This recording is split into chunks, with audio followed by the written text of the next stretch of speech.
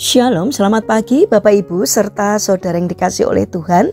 Kiranya berkat, damai sejahtera dan sukacita dari Tuhan Yesus Kristus senantiasa menyertai kita sekalian. Sebelum kita mendengarkan firman Tuhan dan renungan, marilah kita berdoa. Tuhan Allah Bapa yang Maha Baik, kami sungguh bersyukur atas kebaikan dan kemurahan-Mu.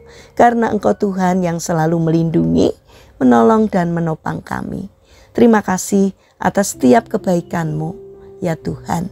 Jika saat ini kami akan mendengarkan firman-Mu, urapilah kami dengan Roh Kudus-Mu, agar kami dapat mengerti dan memahami apa yang Tuhan sampaikan kepada kami.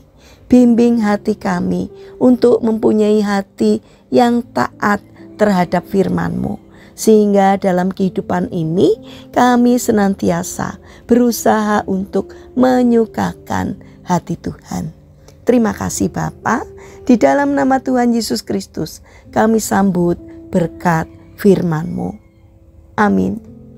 Bapak Ibu serta saudara yang terkasih, bacaan firman Tuhan saat ini diambil dari TB2 Kitab Roma pasal 3 ayat 23 dan 24. Demikianlah sabda Tuhan. Karena semua orang telah berbuat dosa dan kehilangan kemuliaan Allah, dan oleh anugerahnya telah dibenarkan dengan cuma-cuma melalui penebusan dalam Kristus Yesus. Tema renungan saat ini adalah dari sampah menjadi permata. Bapak Ibu serta saudara yang terkasih, orang Jepang memakai kotoran burung sebagai bahan untuk perawatan rambut serta kulit. Sudah berabad-abad mereka memakai kotoran hewan ini dan khasiatnya terbukti untuk menghaluskan kulit dan membuat rambut terasa lembut serta bercahaya. Kisah tentang kotoran burung yang dapat dijadikan untuk perawatan rambut dan kulit ini mengingatkan akan kisah seorang pemuda yang tidak memiliki apa-apa dan sering direndahkan orang. Banyak orang mengejeknya sebagai sampah masyarakat. Mereka juga mengatakan bahwa pemuda tersebut tidak memiliki masa depan yang baik.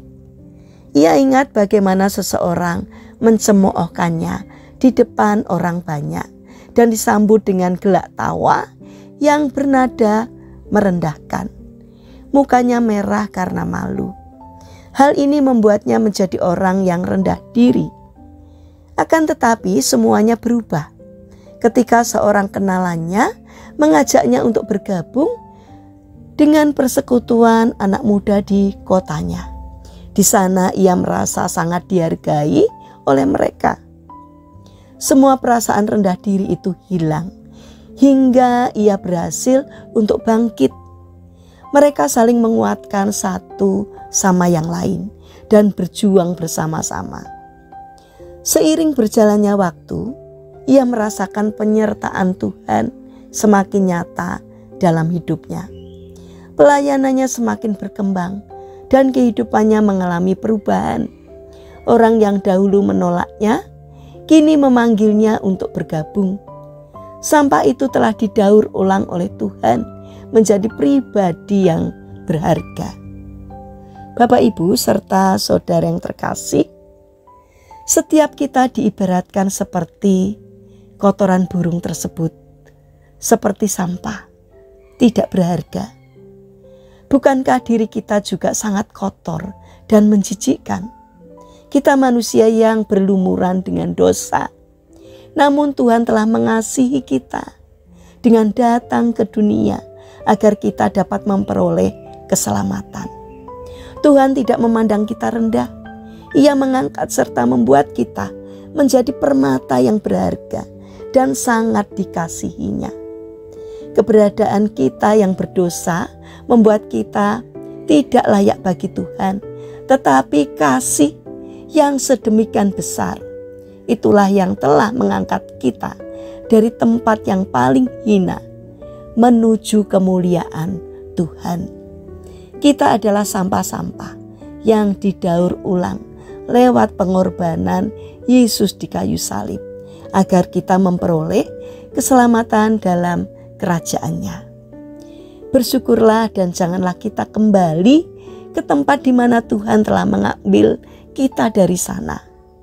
Semoga hari ini ke hari berikutnya kita semakin menyerupai Yesus, sehingga kehadiran kita dapat membawa berkat bagi banyak orang. Bersyukurlah karena Tuhan menjadikan kita berharga.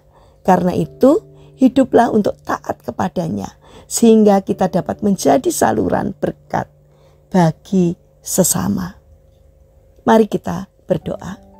Tuhan Yesus yang Maha Baik, terima kasih atas keselamatan yang Tuhan berikan bagi kami.